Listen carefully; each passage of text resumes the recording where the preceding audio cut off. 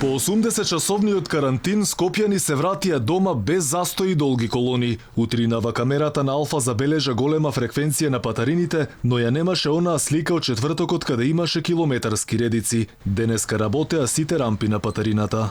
Редици од автомобили, да, но без големи гужви е главната слика овде на автопатот Скопје-Тетово на последната патарина, каде граѓаните кои викендов заминаа во внатрешноста, полека се враќаа дома во главниот град.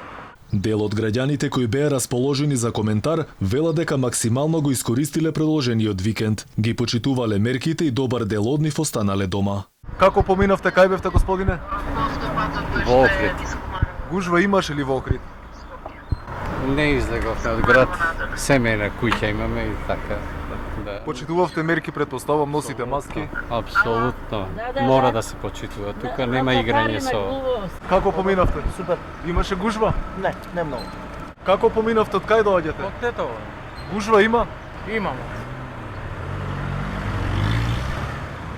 Но имаше и такви граѓани кои не беа расположени за коментар.